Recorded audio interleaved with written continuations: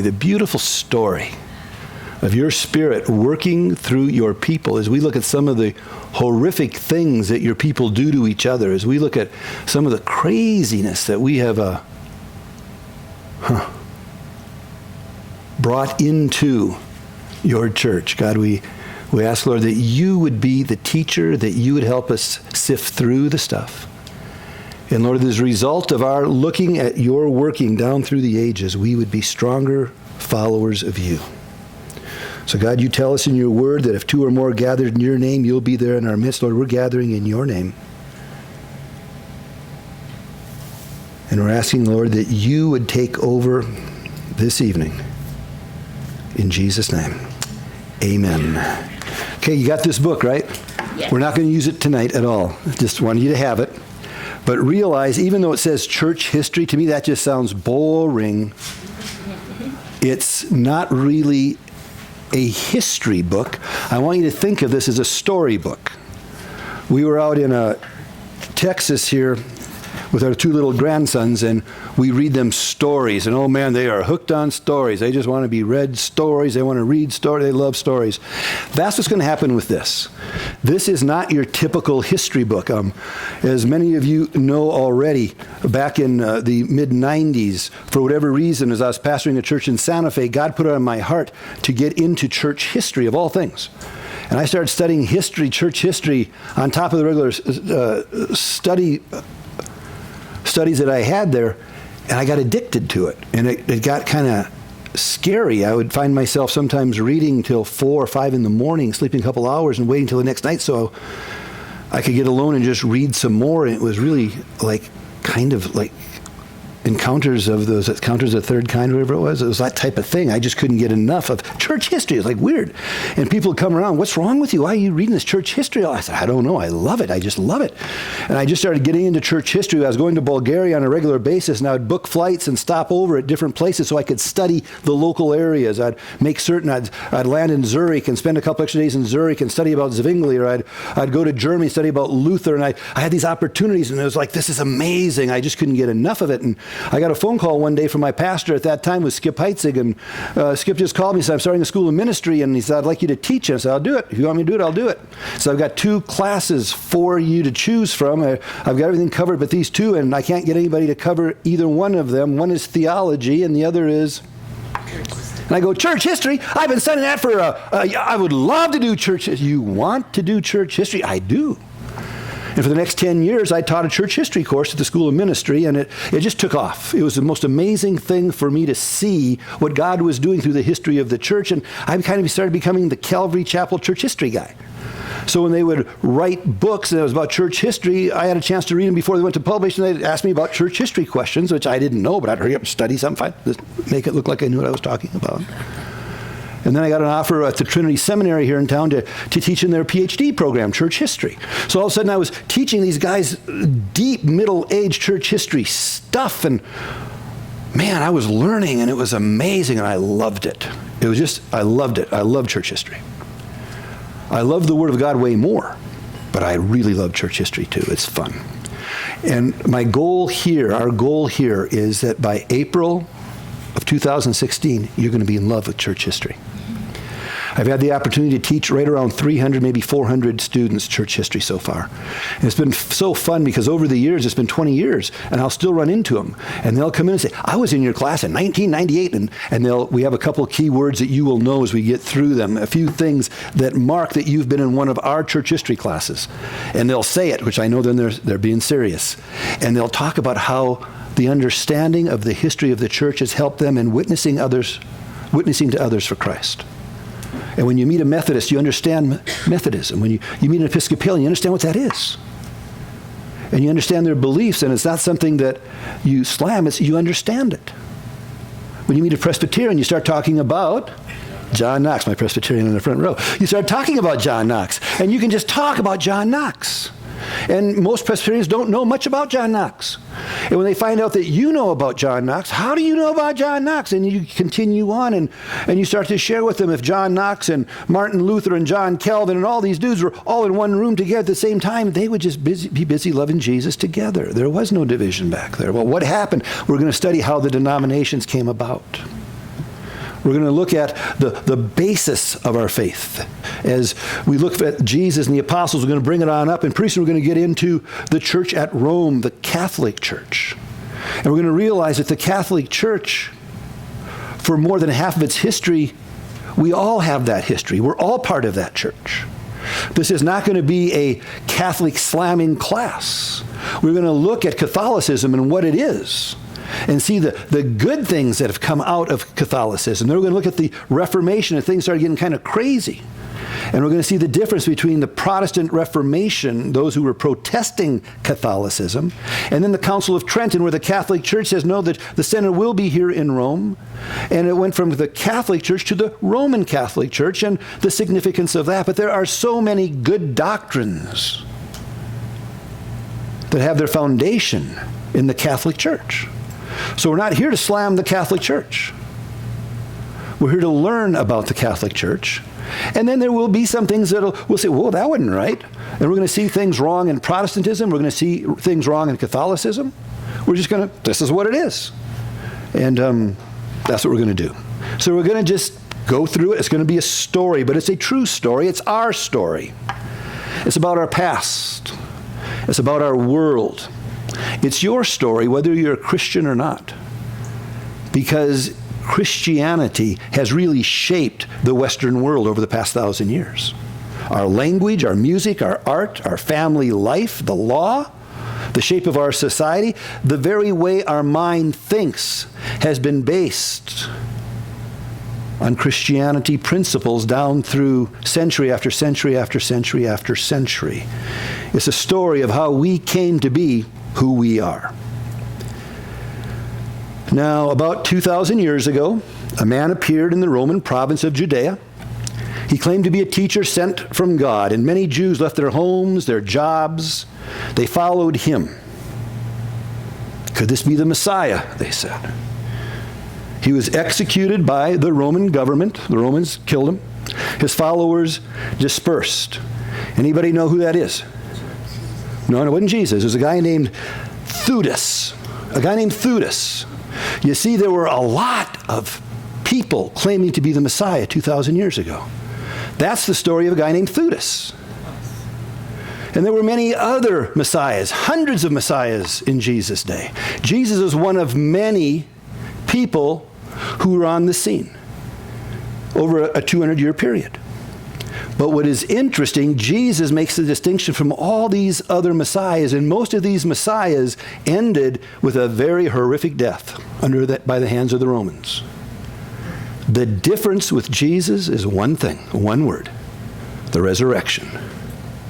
Jesus is the only one who has eyewitnesses to the fact that he resurrected, and that people started to follow him. He was not the most famous of those during his day to be looked at as the Messiah. There were a lot more with more followers. There were a lot more with more fanfare. But no one today has impacted humanity more than Jesus, the Messiah, Jesus Christ. 2 billion people take the name of Christian today. Think about that. This relatively unknown man, the God-man. But because of the resurrection, it changes everything.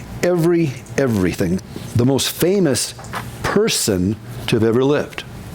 And what we're going to be looking at is the history of him and his church. In Matthew chapter 16, remember, he said, "Who do people say that I am?" And Peter stood up and they started throwing these different answers at him. Remember, some say you're Jeremiah. And some say you're the prophet. And they had all these different things. John the Baptist, come back to all these different ideas. And then Jesus looked, he says, "But who do you say that I am?" And Peter stood up, he says, "Well, you're the Christ, the Messiah, the anointed one. You're the Son of God." And Jesus looked, he says, "Man, flesh and blood didn't show that to you, Peter. Blessed are you, Simon, son of Jonah." And if Peter was a little puppy, his tail would have been just wagging. It was like, I did good. You know that feeling. It's an awesome feeling. And he said, on that rock, Peter, the name Peter means little stone, little pebble. Think of Flintstones, pebbles. Peter, it just means little pebble. And in the Greek, it switches. And he says, but on this rock, and it's a different word in the Greek. He says, on that rock, on that bigger boulder, I'm going to build my church. And what we're going to look at is the church that Jesus has built and is still building. We're going to look at the story of Jesus building his church, even today. We're going to see that the church is much bigger than any one church, any one denomination. It is worldwide, comprised of those people who have chosen to follow Jesus as the promised Messiah. That's what it's going to be. Jesus, the Messiah. So we'll get the books, Lisa, after class. Come on in, guys. Glad you're here. Make sure you see Lisa afterward, and she'll get the books and the information we got to get. A perfect timing. You just missed a very generic intro. Now that you're here, we'll get started. No problem. Now we can go. Church history. As we look at church history, the first thing we want to do tonight is set aside what is history. What is history? We're going to look at what history is from our perspective. What is history? We're going to look first off at why there is a discrepancy between two aspects of history. The first thing we want to look at is why is there a discrepancy between the things that actually happen? They call it the historical process. Just events as they happen through a timeline. Those actual things, that which actually happens, the events themselves. Why is there a discrepancy between what actually happens and what is written about what happens? Why is there a discrepancy between the actual historical process and what is written? If you go to college, you're going to say, why is there a discrepancy between the historical process and historiography? Why is there a difference between these two? Historical process, what happens? Historiography, what is written about what happens? Why the discrepancy? Well, there are some obvious reasons, guys. We got to get this, because if not, we're going to be kind of messed up as we look into some of the depths of the history of the church. But one of the things is the time that goes by. Sometimes if I'm going to write a history, we see that in our own life, just in our own, when we talk just about our own past. The older I get, the further I get from my high school days. And it's an amazing thing. The older I get, the better basketball player I was. It's the coolest thing in the world. I'm hoping to get to 100 because I'm going to be like an all-star. Man, that's going to be great. But it's just crazy how that goes. The greater the distance from the actual event, that changes things sometimes.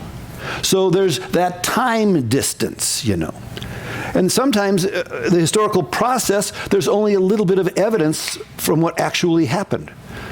We're going to be studying in a couple of weeks something called the Papias fragments. Papias was a man who was a disciple of a disciple. John, the Apostle John, the disciple John, as he got old, he had disciples. We're going to study a lot of these guys, from Ignatius to Polycarp. Well, one of the guys was Papias, and he was a pastor of a little town called Hierapolis. And as he was pastoring in Hierapolis, he would write things. Well, we found some of his writings. Ignatius, over in Antioch of Syria, those of you from the New Testament survey class, Antioch in Syria, Ignatius was a pastor years later, after Paul had left. We have tons of his letters. Amazing. Papias, we just have a few little pieces, little fragments. So they're in a book called the Apostolic Fathers, and there you'll have just 2 pages called the Papias fragments.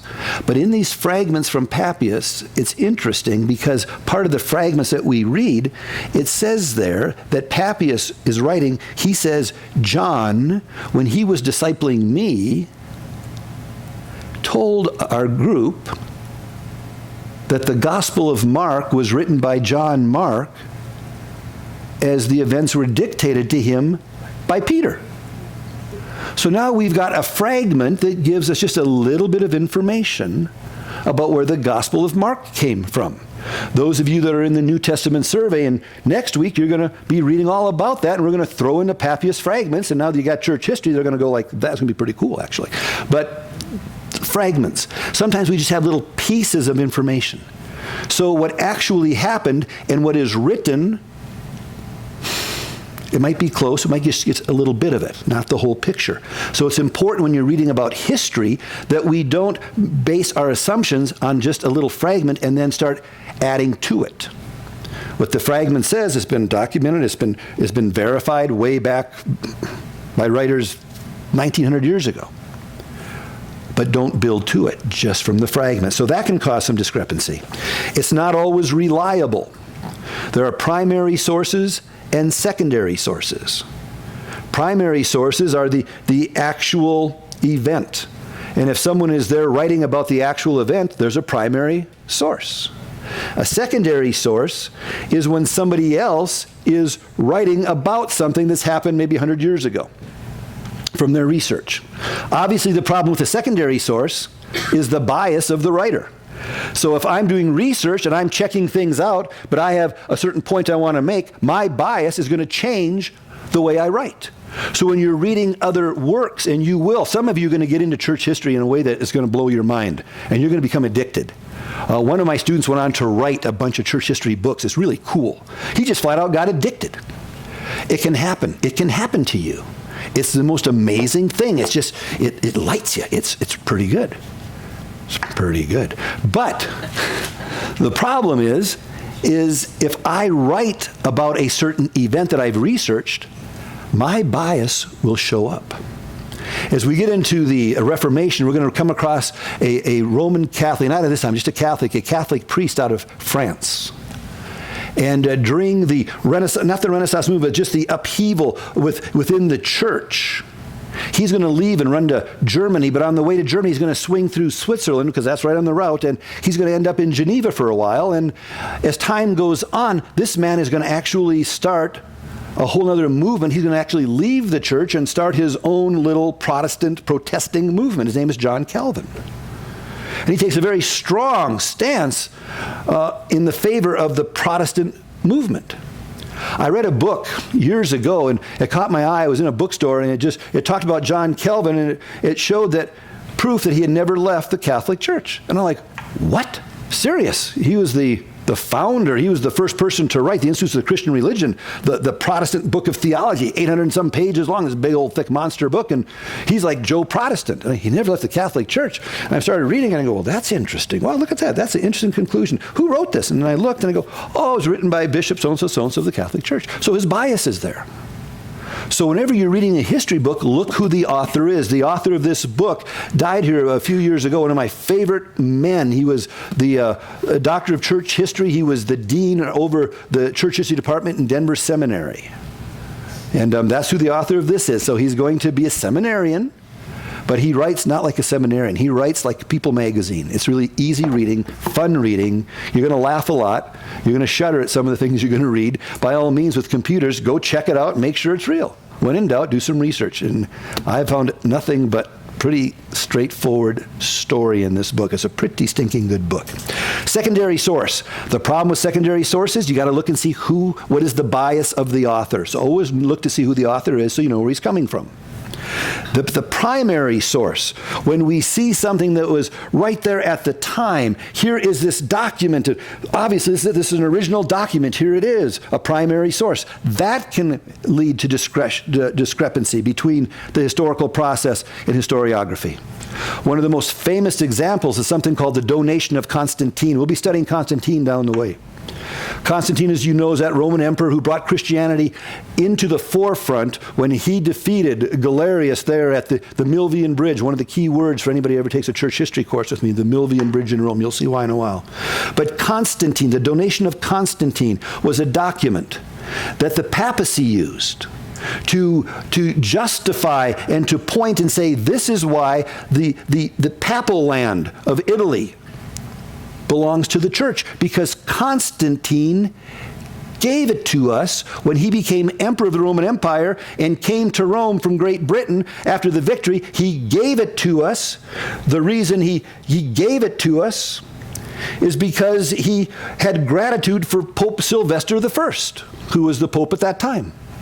And they went on to say he had converted Constantine to Christianity, and the pope had cured Constantine of leprosy. And it was in this donation of Constantine document. And this document for over 600 years, our country, stop and think about it, 600 years ago, Columbus hadn't even got here yet. And for 600 years, the donation of Constantine was held up to say, this is why these papal lands belong to us. No questions asked. That's what it was. But then, In 756, King Pepin of the Franks, don't worry about that, I'm just giving you some background, don't write this stuff down, gave papal lands a gift to the church. What's interesting is he said, I want to give these lands to you, church. Realize the problem with that. If King Pepin over in France gives land in Italy to the church owes him. And all of a sudden, it was at that time, in 756 AD, that the donation of Constantine appears for the first time, supposedly dated in the 4th century. And for the next 600 years, it wasn't Pepin, forget about it, these are already ours. Constantine gave this to us a long time ago, you need to call them yourself. We don't owe you anything, and that was their land. And it wasn't until 1440, just before Columbus set sail, just before Columbus was born, basically, that a guy by the name of Lorenzo Valla published this thing called the Discourse on the Forgery of the Alleged Donation of Constantine. It caused no small stir. But he went in and looked, he says, look at the donation of Constantine. In the donation of Constantine, in this document, Byzantia, referred to in this donation of Constantine, it says it was the province of Byzantia. And it was in 700, but when Constantine was there, it wasn't a province, it was a tiny little town. He says, what do you mean the province of Byzantia? It was nothing. It wasn't even here. That would be the same thing as if we were to say that there's a document that shows that Rose and I are neighbors across the street. And there's a document here that shows that my property extends into your property, Rose. It says it right here. And look, it's dated in 1742. Well, let's go back earlier. In 543. And Rose said, you're crazy. Albuquerque wasn't even a city in 543. You're nuts. That's the point that was being made here. Said it's messed up. The donation of Constantine referred to temples in Rome, said, and I had a chance to read it. And it talks about different temples, the Hadrian's temple and some of these different temples. They weren't even in existence. And yet they're mentioned in the donation of Constantine. Interesting, in the donation, Judea is used for Israel. However, Constantine's time, it wasn't called Israel. It was called Judea. It was called Palestine all the time, 100% of the time. But the killer for me was Constantine never had leprosy. And yet it says he did it because he was grateful for the leprosy that cured him, and there's no record anywhere, and Constantine is fully documented. Nothing there about leprosy. So he brought this forth, and for a while it was just taken and concealed, and as it got out a couple hundred years after it was published, it finally was brought to the forefront. And the papacy and everyone around it said, you know, okay, this isn't the real deal. Got it. It was forged. And then, as you know, in 1929, at the Lateran Treaty with Mussolini and all, the Vatican was given to the Catholic Church, and that became their state there. The papal land issue went away. But it was just a original forgery. And it has nothing to do with the Catholic Church. It's just an original forgery. Someone came up with this forgery to not be indebted to Pepin. So those things happen. So when you're studying church history, it's imperative we look at who's writing it, and we look and make certain that it's verified and there are more than just one account of what's going on. But study it, look it up, find it. Get multiple sources. So the evidence, that's one reason for discrepancy. Another reason for discrepancy is the historian himself. The way the material is selected, the way it's arranged. Cultural, political, religious values influence the view. It influences the worldview. We see that in our day today. We see that in the news networks. You can have the same story, and depending if you watch Fox, CNN, or MSNBC, you'll have a whole different slant on the same story. Same story, different slants. The same thing is true when we read history books. The political, the cultural, the religious values, and the worldview of the author come into play. So it's important that we really look at that carefully. Now, That's two of the reasons. That's the two reasons for discrepancy. So I want to just keep that in your mind. Don't just take everything with this book and say, that's it. Do more research. Get different perspective. Check things out. Another great book to check things out with is a Christianity Through the Centuries by Cairns, C-A-I-R-N-S, if you want to start building a church history library. Philip Schaff. Those of you that had New Testament Survey, you remember The Resurrection by Philip Schaff? Well, Philip Schaff is the number one church historian in Christianity for the most part. He's amazing. If you want old school, you go to Eusebius. He has some interesting things. E-U-S-E-B-I-U-S. If you really want to go for it and you want to drop $299 and just get this big old encyclopedia set, you get the Ante-Nicene and the Post-Nicene Fathers. It's this big old collection, and it's amazing. Or you just go online and Google it and read it online for free. But it's fantastic. But it's a lot, it's huge, but it's awesome. So there's all kinds of things to go, but don't just go by one book and think that, oh, we've got it. There are hundreds and hundreds and hundreds and hundreds of books. What we want to do in this course is give you a skeleton. Think of going and seeing a dinosaur museum, and you have the bones of the skeleton. Well, right now we have a bare platform. Tonight we're going to put the feet on there, just some bones of the feet. And then we're going to start working on the ankle bones and the hip bones and the backbone and the tailbone and the front. And we're going to build the skeleton, and you're going to have a skeletal framework of the history of the church. But then there's going to be certain areas that you're going to find an interest in. And it might be the Apostolic Fathers, it might be the Renaissance period, it might be the Reformation. Who knows? But wherever you have an interest, go back and put some meat on that. And just kind of flesh it out a little bit. And if you keep doing that, pretty soon you have this great old dinosaur of church history. It's pretty sweet. So we're just doing a framework here. That's all we're doing, is putting a skeletal framework down so we can get it. Now, before we get into the actual church history, we do want to look at some philosophies of history. We see the discrepancies now that can happen between the historical process and historiography, right? We got that. Now let's take a look at some of the various philosophies of history. In our country, growing up in America, I heard this philosophy a lot, that history is like almost a revolving wheel, or in other words, history repeats itself. And that's just something I've heard over and over and over, just being in America. Well, history repeats itself. We learn from history. I used to love history in school, and so we want to learn from history because history repeats itself. Well, that is a philosophy of history. It's not one that is a Christian viewpoint, but it is a philosophy of history. There are three main variations of this cyclical understanding of history. The first one, of course, is the Chinese dynastic cycles. And if there were to be a quiz next week, which there would be, it almost brings tears to your eyes, doesn't it? Can't you just see that question? What are the three main variations of the cyclical school of history? It's like, oh, it's crying out for that. The first one is the Chinese dynastic cycles. And we think of dynastic for the dynasties, the Chinese dynasties. The written history of the Chinese center around these dynasties. The rise of new dynasties. They would rise up and they would come to power, and then they would go down, and then they would fall into demise, and another dynasty would open up, and the baton would be passed from the first dynasty to another dynasty, and there would be that same cyclical pattern. And the Chinese saw that's how history is. It's always yielding the same results. It's always a rise of a dynasty passed on through generation to generation, hits its peak. It starts its downturn. It ends up wiping out. It's passed to another new dynasty that comes up, and that same process just goes on and on and on and on, and similar behavior led to similar consequences. Patterns of behavior did reoccur. Therefore, we can learn from history, since it tends to repeat itself, the Chinese dynastic cycles. Then we come over a little bit more to the west, and we come into the Indian cosmic cycles.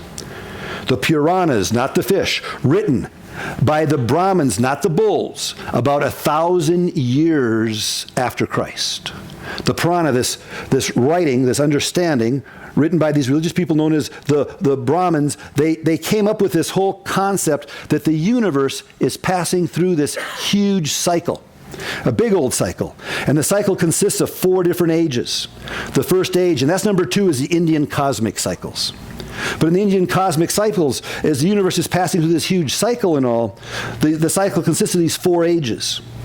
The first age is 400 years. It's the dawn of the age for 400 years. And then after it went through the dawning period of 400 years, it would go to 4,000 years. And there'd be a 4,000 years of that age. And then there'd be 400 years, the twilight of that age.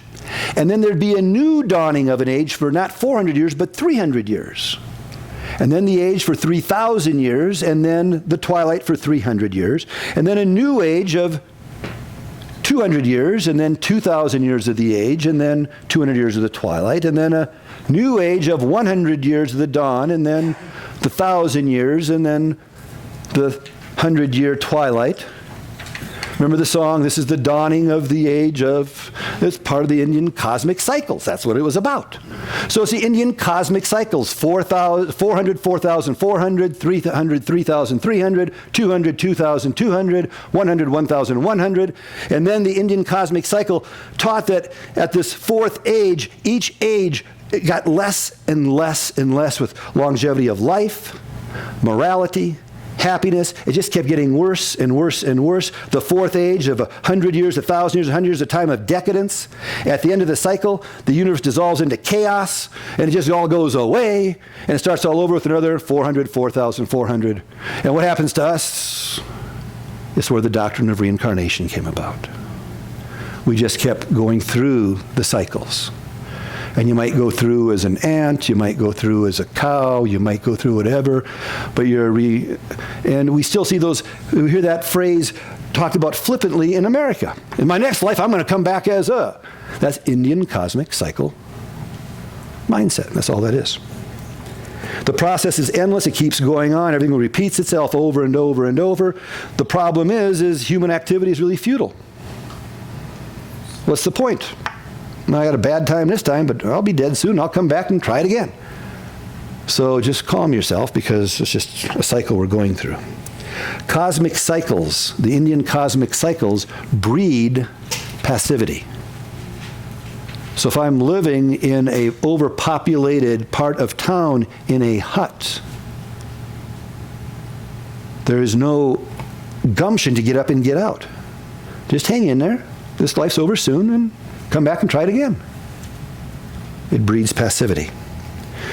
The third of the main variations of this cyclical school of history philosophy, the first one, Chinese dynastic cycles, the second one, Indian cosmic cycles, the third one, ancient Middle East, the Persian cycles. The Zoroastrian religion came up with these. It's the Persian cycles, we'll call them. 4 successive ages. Now, those of you that are into Old Testament or prophecy, it's going to ring a bell. Because there are 4 ages. The top age, gold. The next age, silver. You getting it? Third age, bronze. Fourth age, iron. Sure. Book of Daniel, there it is. That's huge. You're into prophecy, there they are. And it came from that area. And hence, as they started seeing these images and all these different things, they got it because this is what their religion believed at that time. It's the Persian cycle, the Zoroastrian religion cycles.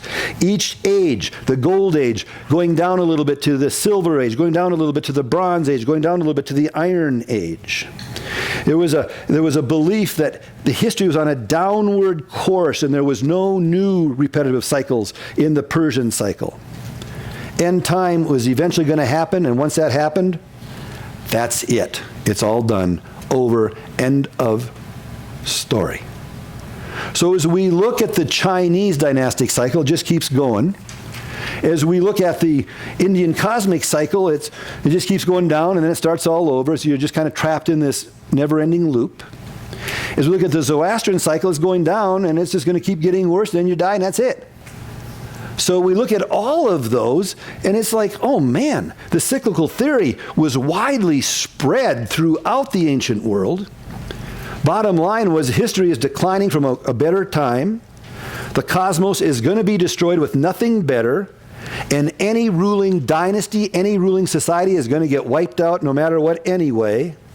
The problem with all of this is the common theme. This philosophy of history leads to one common theme, and that is the future stinks.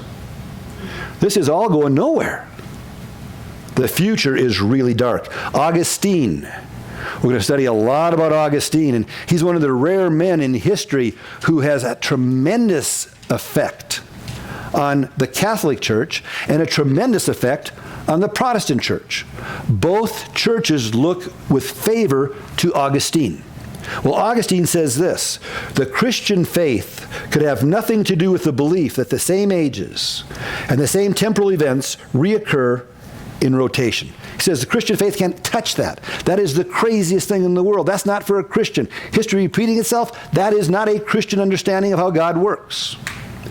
But we know, most of us, I've said it all the time, well, history repeats itself. Anybody say that besides me? Anybody? And we just say that. It's just, we're in this culture and history repeats itself. But yet as a Christian, that's not how our God works. So now we want to look at the Christian view of history. How does it differ? What's the Christian view of history? The Christian view of history. The first thing we want to remember as the Christians look at history is providence. That is the key, providence, i.e. God is in control. It's not happenstance. It's not, well, it just keeps happening, nothing you can do. It repeats itself, live with it. No. A Christian sees history as God is in control, the providence of God. There are 3 convictions about history that form the core of the Christian doctrine of providence. Again, can't you just see that sitting on a paper somewhere? What are the 3 convictions about history that form the core of the Christian doctrine of providence? It's just like, whoa, that'd be right there, fill in the blank. The first one is that God guides in a straight line. So in your mind, picture a timeline. And there's God guiding on this timeline. He's guiding the timeline. You see, from a Christian perspective, history is nothing more than taking the name history and dividing it in 2. History is his, then repeat the S, story. So history is his story. God guiding in a straight line. So a Christian looks at history not as random events, not as a never-ending cycle that you get caught up in and come back and try again. No. Not as something that's descending and going down into nothing. No. God is guiding humanity, all of humanity, on a very straight line, but God is guiding it. And not only is he guiding it, but he has a very specific goal in mind. God is driving history towards a specific goal. That goal we see in the book of Revelation, where Jesus Christ himself comes, deals with Satan, deals with sin again as far as no more temptation, judges at the great white throne judgment, enters in his millennial reign for 1,000 years, comes back, releases Satan who's been bound for 1,000 years, defeats Satan once and for all, sends him to eternal judgment in Gehenna, hell, and goes on into eternity. That is the ultimate goal of history. It's heading to the end times. God is in control with a specific goal in mind. So that's how a Christian sees history. Number 1, God guides in a straight line. Number 2, he brings history to that goal, that conclusion he has planned. And number 3 is the intriguing part, and that is that God intervenes in history at various times. God actually comes in and steps into history. Whether it's at a burning bush with Moses out in the desert, whether it's speaking to the prophet Nathan and saying, you tell David he cannot build that temple for me. He's not going to build a house for me. I didn't ask him to build a house for me. I'm going to build a house for him. God intervenes at various times. We've seen God intervene in the New Testament. We saw God intervene in the life of Saul as Saul was going to Damascus to persecute Christians, and the Lord just intervened in Saul's life and had a major ramification. The largest, the biggest, the most obvious intervention is when God himself intervened in the history of man and became a man, where the second person of the Godhood became a man. fully man, fully God, Jesus of Nazareth, intervenes in history, lives a sin-free life, goes to the cross, dies on the cross, raises from the dead, ascends back into heaven. That's a major intervention. Then he continues to intervene. In Acts chapter 2, remember we saw him intervene there as he brought the Holy Spirit upon the disciples. And throughout the book of Acts, we see God intervening with the Spirit of God coming upon people as people come to Christ, and the Spirit of God would come upon them, and they would be given this power, this dunamis, when the Holy Spirit came upon them, and they could be witnesses, martyrs for Christ in their local area, their neighborhood, and their state, if we should, so to speak, and even to the other ends of the world. And he continues to intervene. He intervenes, and the Bible closes. What we're going to do is when the Bible closes, when the book of Acts stops, God keeps intervening. And he just keeps intervening. And he just keeps intervening. And we're going to be looking at many of the different interventions of God as he continually brings history towards that climactic goal. Many of us in here can point to a time in our own life. If we look at our own timeline, my timeline started February 1st, 1955. There I was. Don't remember it, but that's what I was told. And there I am, and I'm just living my life. And in my timeline, I don't see God intervening. I'm just there. I'm just living my life. And I'm just playing ball and having fun and riding a bike and just chilling out and getting in trouble and just having fun. And I'm just a kid. Just there I am in this little dinky town in Minnesota. And then all of a sudden, on March 25th, 1975, God intervened in my life. And the Spirit of God came upon me as I gave my life to Jesus Christ. And that was an intervention in my life. In my little insignificant timeline, on the timeline of humanity, God intervened in that right there. It's like the most amazing thing. He did that. And I'm just like, this is amazing. And I point to that date. I remember that date. My good friends Sid and Lois, they have a granddaughter born on that day. I'll always know her birthday. Because she was born on the same day I was born again, and that's just her birthday, so I know that now.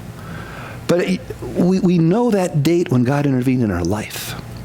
And as we walk with the Lord, he can still intervene in our life and use us for various things, leading someone to Christ, doing something really amazing. As we study church history, we're going to see how God has intervened in a number of lives. You're going to become very familiar with names like we mentioned before: Ignatius, Origen, Polycarp, Papias, Eusebius, Clement of Rome, Clement of Alexandria. You're going to know these names. You're going to know John Chrysostom. You're going to know Theodore of this little town called Mopsuestia. You're just going to know that. Augustine. You're going to know that Tertullian. You're going to have these names, Constantine and Galerius. You're going to know these folks, and we're going to see how God is intervening in these lives, directing history to that designated end that he has in mind. The difference, you see, as we look at that, is that while the world has a very dark view of the future, Christians have nothing but hope of the future. One of the things, and I say this tongue-in-cheek, but it's been always interesting to me, and I've been starting to study this when we were in Texas. I picked up a couple of books just for my own fun reading, and one was a bit more study on Islam and radical Islam, and then I'm just kind of looking at it, and it's like, wow, there's some stuff. But I'm looking at it. I remember years ago, one of my guys that did research for me, his name was Mark, and Mark was doing research for me, and he was looking up the Arab word for virgin, when it comes to the reward you have if you are in a fatwa, whatever it is, this holy war, and if you die going against someone who is not living radical Islam. In this book I was reading, it was talking about how Islam works, and how Islam, there is the radical Islam, and there's everybody else. And there's the holy Islam, which they define as radical Islam, and that is convert or kill anyone who's not radically following the Quran. And then there are those who are at war. There's at peace, and there's at war. If you're at peace, you're following radical Islam, and if you're at war, you are not following radical Islam. And if you're at war, that's anybody who's not Islam and any Islam who's not radical Islam. So you've got this, and they're taught that if you die fighting against someone who's at war with Islam, and if you die doing that, you have a reward. Anybody know what that reward is? How many? More than that. 70 of them. 70 of them. And Mark looked up that word for virgin. He came flying into my office. He says, look at this, look at this. I said, did you confirm it? I confirmed it. And I go, shut up. It is. So I went and confirmed it. It is. The word for virgin. It's got two meanings.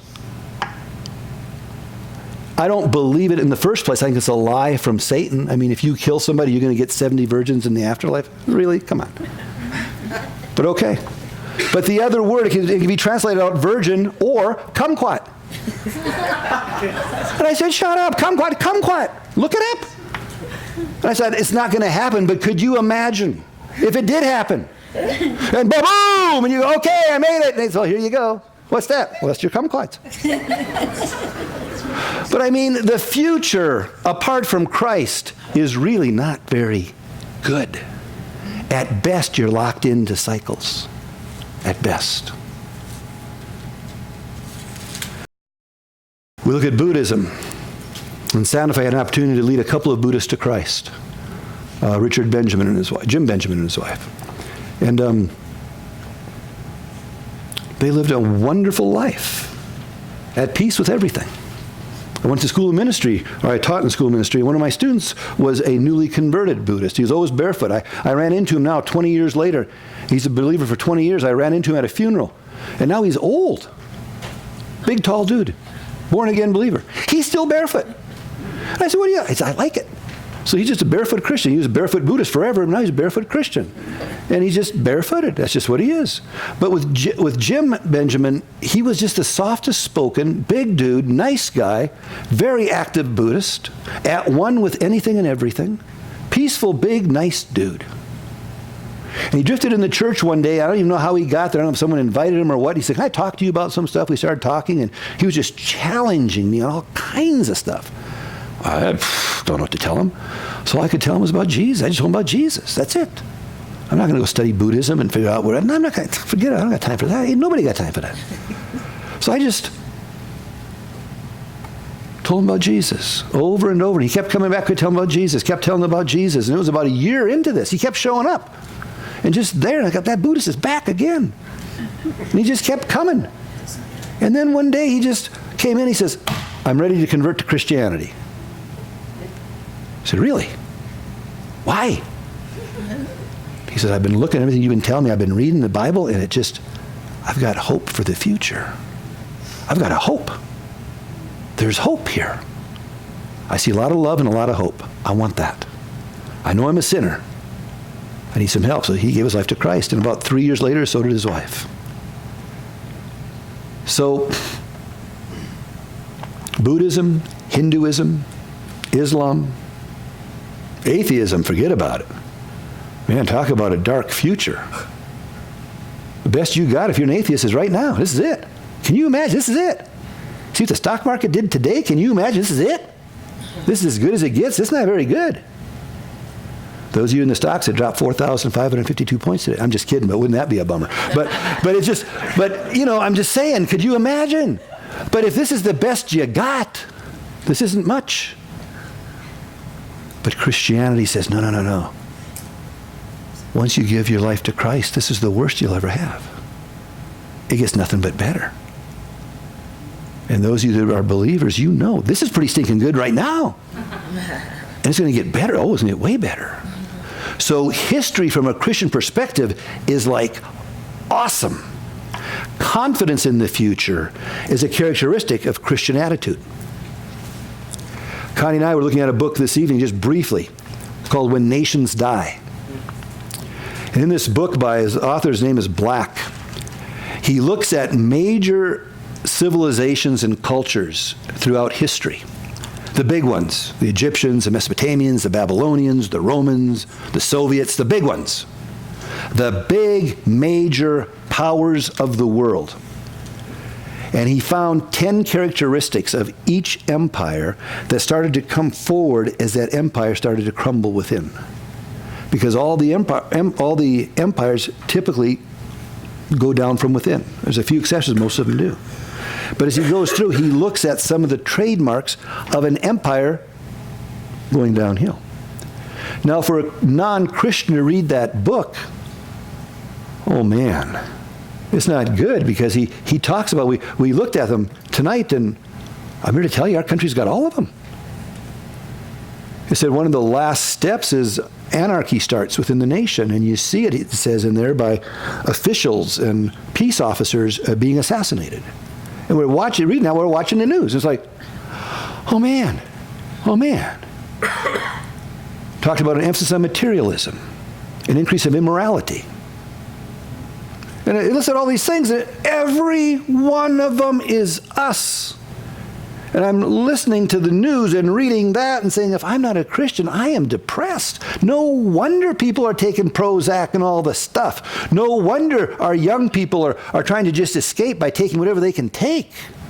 No wonder people are hitting the booze like there's no tomorrow. No wonder people are doing this Ashley Madison thing and doing all this stuff. Because we're going down. We got no hope. This is horrible, you know. But to the Christian, he goes, oh, no. This is awesome. God's in control. He's intervened in my life. He continues to intervene throughout history. He's got a goal in mind. And he has told us these things are going to start happening. They're starting to happen. This is pretty exciting. This is really exciting. It always amazes me when people come up, you read the Shemitah, or the Harbinger, but Shemitah specifically talks about the 29th of Elul. You know, that 29th day, the 13th of September coming up. And there's going to be a tremendous canceling of debt and all this, all this stuff. I've talked to some Christians who have read that and said, well, what we're doing is we're just storing up a lot of water, storing up a lot of food. We got a lot of ammunition. Anybody comes near us to get any of our stuff, we're going to shoot them. Well, that's the stupidest thing in the world. What's wrong with you? If you know Jesus, don't turn the gun on somebody else who doesn't know Jesus. If you've got water and someone doesn't know the Lord's coming to you to get your water, don't give them a bottle of water. Give them 2 bottles of water. If you die of thirst or of hunger, you know you got a glorious future. They don't. So this whole concept of storing up, and it means we don't have the proper concept of what God is doing in history and in our life. As a Christian, you've already made it. So now we're just going to go to that end goal. And we're going to love people. And we're going to help people. And if the choice is, do I die or an unbeliever die, it's better that I die. Tell the unbeliever about Christ. But better for me to go on to glory than for him to go into eternity not knowing Jesus, because, oh man. No. That's a bad idea.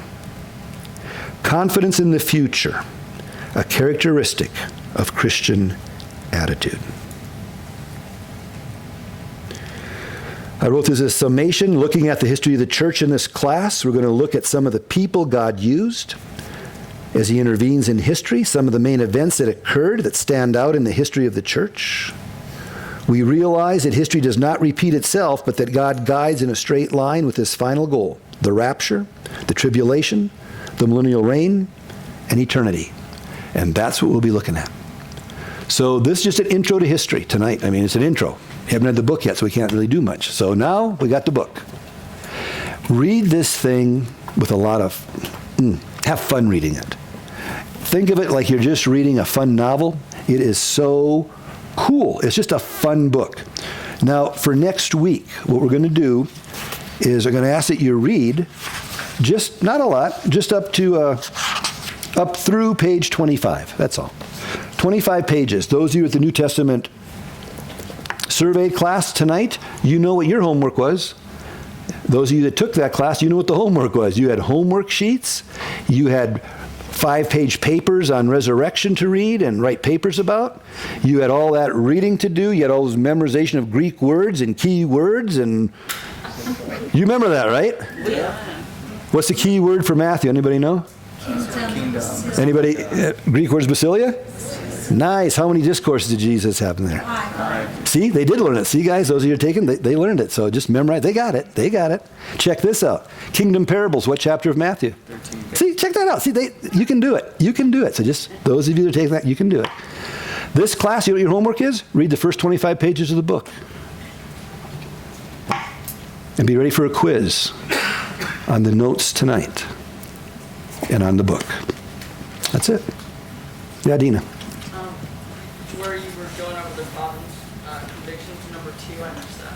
The which convictions? The convictions of Providence convictions of Christianity and the God guiding a straight line, that one? Yeah. God guiding in a straight line, number 1. With a goal, a specific goal in mind, number 2. Number 3, intervening at different times throughout that time. Yep, that's it. That's it. That's it. Now, we got 5 minutes. I'm going to throw something out just as fun. Don't have to know this. It's just fun. But as we look at providence, God being in control, and those 3 convictions about history we talked about, God guiding in a straight line, bringing history to the conclusion he has planned, intervening in history. What's interesting, you see those 3 convictions played out in the Old Testament. What I just found interesting. History seen as linear. We're not going to read it tonight, but in Psalm 136, it gives a course of linear history there. The psalmist records it out. We see that in the Old Testament, it shows there's a specific goal, the day of the Lord, the end time. And we see God intervening for a purpose. We look at Joseph sold into slavery and rising to greatness, Absalom rebelling against David, and Ahithophel's counsel rejected by Absalom. It goes on and on and on and on. We see God intervening all throughout the Old Testament. Those same principles played out in the Old Testament. And then in the New Testament, we see the same thing.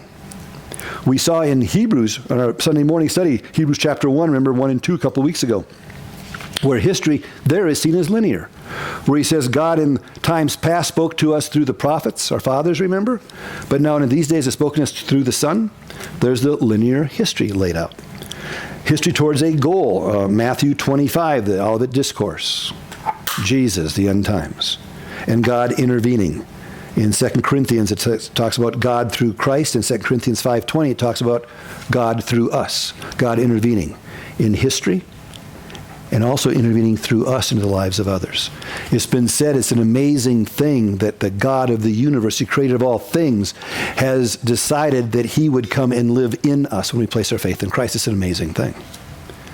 But it's even more amazing that God would not only live in us, but he chooses to flow through us and tell others of Christ through us and through our actions that a soul can be spared spending eternity in hell. And that God has chosen to use you as a vessel to do that as the Spirit flows through you. An amazing thing that God chooses to flow through, not only live in us, but flow through us to affect other people's lives. An amazing thing. That's what church history is about. How God flows through people. And God intervenes in the events and history of man. And that's what we'll be looking at.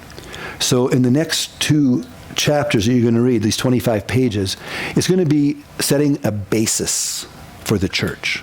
You're going to look at Jesus. You're going to look at who Jesus is, his disciples. You're going to look at the Pharisees and the Sadducees and the Essenes and the Zealots. You're going to look at the Apostle Paul and his background and how it came about. We're going to look at the church, how it started. We're going to look how the church was mostly Jewish. We're going to look at the Gentile impact on the church. And it's going to go all the way up to the year 100.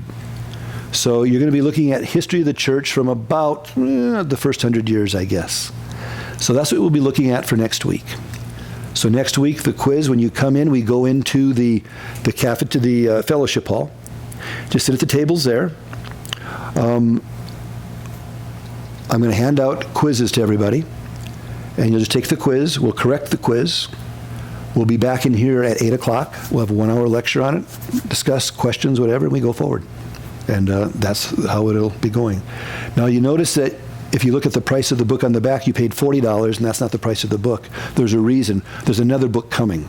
I have it in my office. I'm not going to give it to you yet. Lord willing, Connie and I are going to be going over to Bulgaria in November. And while we're gone, we'll be gone for a couple of weeks.